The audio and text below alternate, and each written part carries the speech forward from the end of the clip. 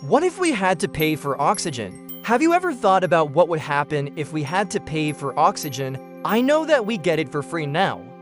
However, in some parts of the world, people have to pay for this necessity. The question is, why do they have to pay so much for something that's essential for life? And what could happen if one day we all had to pay for the air that we breathe? First things first, let's try to understand how people pay for oxygen at all. As we all know, there are places in the world where you can find oxygen in its liquid form. This is usually done by cooling it down to -183 degrees Celsius. At that point, it becomes a liquid that's stored in big metal cylinders. These are then taken to places where people need them, for example, hospitals or planes. But even though oxygen is a gas, when it's in liquid form, it costs money. Filling up an empty cylinder with liquid oxygen costs around $400. That's a lot of money, especially considering that it's literally nothing but oxygen. Of course, they don't sell individual molecules, but still, that's a lot. But here's something that might make you feel even worse. In some places in the world, people have to pay $700 just to receive a cylinder like that. Imagine paying $700 just for a single breath. This can happen if you live in remote areas without any oxygen tanks or if you're in an emergency situation. For example, during the COVID-19 pandemic, many hospitals ran out of oxygen because nobody was expecting such a huge virus outbreak. So suddenly, the demand for oxygen increased drastically. This led to oxygen being sold for ridiculous prices online, with some people having to pay thousands of dollars for a single tank. It's hard to imagine that something as natural as oxygen could cost so much, but it's true. So now let's take this story to the next level. What if one day we all had to pay for the oxygen that we breathe? Let's start with the basics. On average, each person needs between 21 to 23 pounds of oxygen every day. If we converted this into liters, which is a more common unit, it would be somewhere around 600 to 700 liters of oxygen. Now, since air is 78% nitrogen and 21% oxygen, that means that 1 liter of air contains 0.1 liters of oxygen. So if we multiply 600 liters by 0.1, we get 126 liters of oxygen per person every day. The issue is that most oxygen tanks only last between 3 to 10 minutes, depending on how much oxygen is inside. That means that we would need at least 126 tanks per person every day. Multiply this number by $400, which is the average price of a single tank, and you get $50,400 for each person every day. Now let's try to imagine how much we would need to pay monthly. There are approximately 8,687,000 people in the world. Multiplying that number by $50,400, we get $430 billion every day. That's how much we would have to pay if everybody had to buy their own oxygen.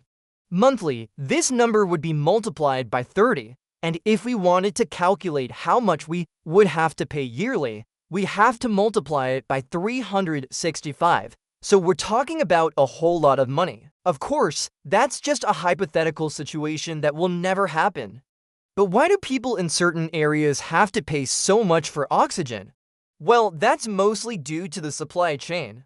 When it comes to oxygen, there are only 2 ways to obtain it, either by making it artificially or by extracting it from the air that we breathe. This process of making oxygen artificially is called fractional distillation of air. It's pretty complicated, but to put it simply, we need to cool down and condense the air so that we can separate the different gases. Since oxygen has a slightly higher boiling point than nitrogen, we can separate the two and collect pure oxygen. But this process requires a lot of energy and it's expensive.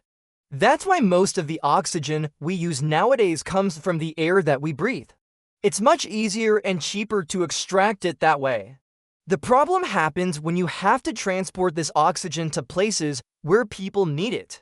In most developed countries, this isn't a problem because the infrastructure is already in place. But in developing countries or places where there aren't many resources, this can be a major issue. So that's why in some parts of the world, oxygen is so expensive. It's not because they're trying to make a profit out of thin air, but because they have to cover the expenses of getting it from one place to another. It's kind of similar to water pipes. In some places in the world, people have to pay for water based on how many gallons they use every month. That's why it's always good to check your water bill. If you see any sudden increase, it's probably because there is a leak somewhere in your house and you should call a plumber as soon as possible. But what does this have to do with oxygen? Well, it's the same idea. If people had to pay for oxygen based on how much they use, they would be incentivized to waste less. If you have a device that delivers oxygen, you would probably pay the same price every month, no matter how much oxygen you used. So some people would just leave the device running constantly. This would obviously lead to a waste of oxygen, which could cause major issues in the future. In fact, this is already happening in some places in the world. A few years ago, the US Air Force discovered that soldiers were wasting a lot of medical oxygen in Afghanistan. They did this by leaving the oxygen tanks running constantly. To fix this issue, the Air Force came up with the idea of giving soldiers a card that would track how much oxygen they used. This would allow them to monitor how much oxygen each soldier was using and prevent waste. Soldiers who wasted too much oxygen would be fined. That's right, they had to pay out of their own pocket for the oxygen they wasted. It's not exactly the same as paying for the oxygen we breathe, but it's a step in the right direction. This system could help us in many ways. For example, if we had to pay for the oxygen we use, companies would be incentivized to find new and more efficient ways of extracting oxygen from the air. This could lead to technological advancements that would make oxygen cheaper and more accessible. It's also possible that people would start caring more about the environment.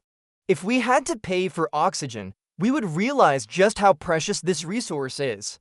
We would start thinking twice before burning fossil fuels or cutting down trees. After all, these activities consume a lot of oxygen and produce carbon dioxide, which is one of the main gases responsible for global warming. Of course, this is just speculation. The truth is that we will never have to pay for the oxygen we breathe unless we run out of it. But even then, we would probably be too busy trying to survive to worrying about how much oxygen we're using. Now, speaking of not having enough oxygen, have you ever wondered what would happen if we ran out of oxygen? Well, it turns out that there's a place in the world where this is already happening. In Chile, there's a town called Spences. It's located in an extremely dry desert with almost no vegetation. The reason for this is that the town is located in an oxygen minimum zone. This is a region with very little oxygen, which makes it hard for plants and animals to survive. Over time, this has led to Spences being one of the driest places on Earth. The town receives less than 1 inch of rain per year. That's less than some parts of the Sahara Desert. The lack of oxygen also makes it hard for people to breathe. That's why many of the residents of Spences suffer from respiratory problems. They also have to carry around oxygen tanks whenever they go outside. But despite these challenges, people still live in Spences. They do this because the town is home to a unique ecosystem. There are many species of animals and plants that can only be found in Spences. So even though it's hard to breed, people are willing to put up with it because they want to protect this ecosystem. In a way, this town is a microcosm of the entire planet. We humans have caused serious damage to the environment, but we're also the ones who have to live with the consequences. The good news is that we can still turn things around. By making changes to our lifestyle, we can help protect the environment and ensure that there is enough oxygen for everyone to breathe. If you want to learn more about how human activity is affecting the environment, stay tuned for more updates.